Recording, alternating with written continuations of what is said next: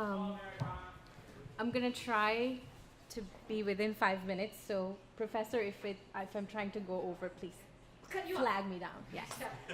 um, it's not much, but there's some sexual content.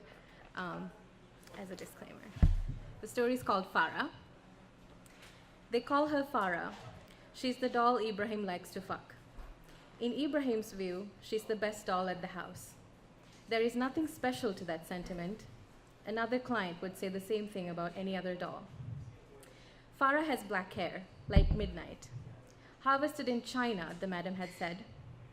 As Ibrahim sits in his office at Mid-Atlantic State University, proofreading the new student brochure as a favor to a friend who schedules campus visits and orientations, as he taps the head of the bobblehead dancer on his window that his mother got on a cruise to the Caribbean, he thinks of Farah as a double-lidded, pale-skinned, lithe-bodied beauty, almost childlike.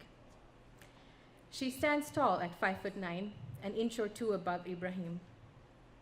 36, 24, 36, the madam had read out loud before unboxing her in front of him. Farah was madam's first doll who could be heated. The only temp setting, a perfect 98.6 degrees.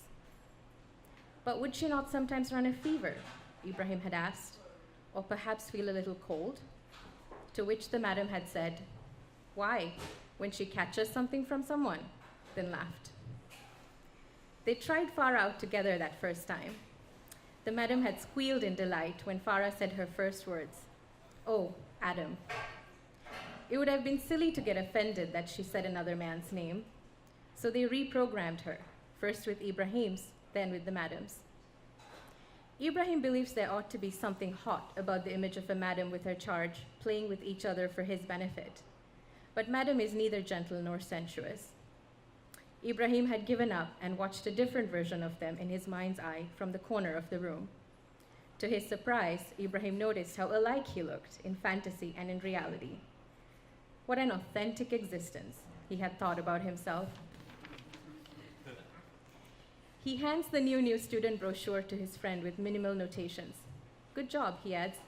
"Thanks, man," the friend replies. "Want to get a drink after work?" Ibrahim notices that the picture on his friend's desk had changed, updated with his new child. The four of them pose on a blanket laid on bright green grass, his wife in a red dress, his daughter chewing on a braid, the infant grinning from its mother's arms, and his friend lying on a side, propping his head up, looking straight at the camera. "Nah, not today," Ibrahim says. It's Tuesday, and Ibrahim takes a half day. He's particularly eager to see Farah. The brochures have put him way on edge. He isn't ready to face yet a new batch of prospective students, family, and friends just yet.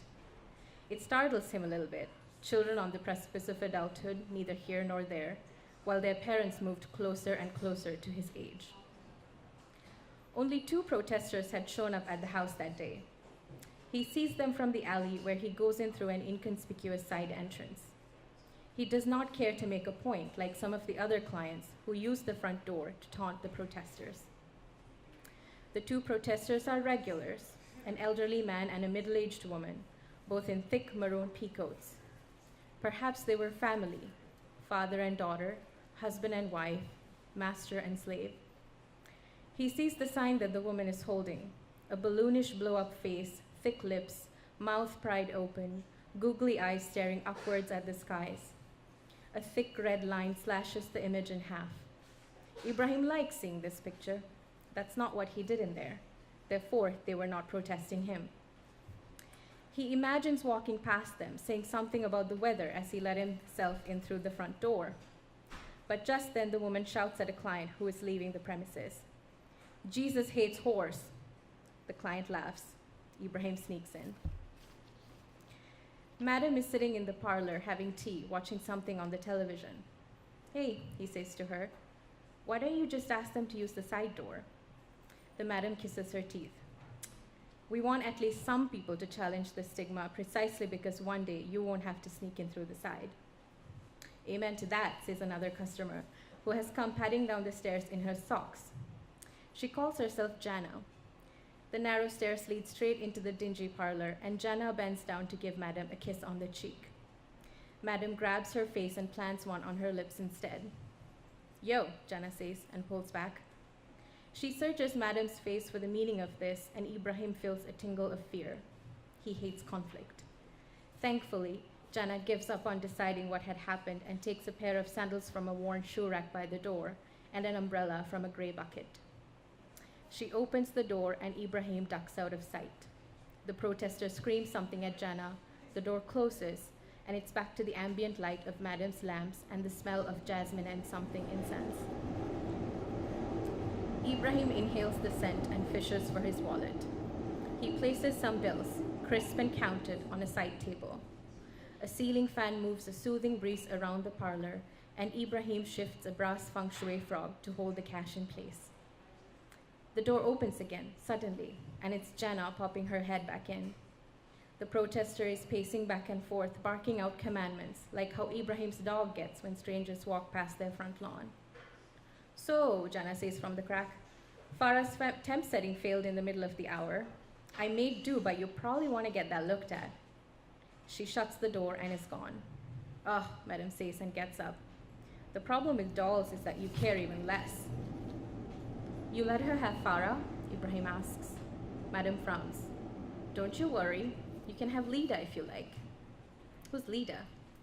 Lida's new. She heats too. Madam shows Ibrahim Lida and leaves them to each other. Her hair is straw-colored. Authentic Belarusian, Madam says. Ibrahim doesn't know any Belarusans, so he cannot form any pictures. He's left alone to Lida, who says, Hello, Adam. Ibrahim shivers. He spoons her, first as the big spoon, then the little. He runs his fingers through her hair and rubs a spot on her belly, where he's used to rubbing Farah's. Lida is all beautiful edges and sharp curves. Ibrahim goes back downstairs. What's wrong? Madam asks. Nothing. I think I might have caught a cold. He puts his shoes on away from the door. Did you use Lida at all? Madam asks. No, Ibrahim says, and she hands him back his money. See you later then? Ibrahim goes home. His wife has made his favorite, lo mein. The smell of fish oil clings to the drapes. Mustard, she had called them, and he remembered it as the color that tasted like hot dogs. Sir Lancelot reluctantly leaves his place by the stove and comes to snip at his briefcase. How's Farah? The wife asks, taking a plate down. She's fine, he says to her. You look weary, she says, and sits beside him on the couch. She takes his head and places it on her breast. Ibrahim tucks a floral cushion between his knees while she reaches for the thermometer on the side table. She places the sensor in his ear and caresses his thick wash of dark hair, tugging ever so lightly when her fingers reach the ends. The machine beeps gently. Nothing to worry about, she says. Perfect temperature. Thank you.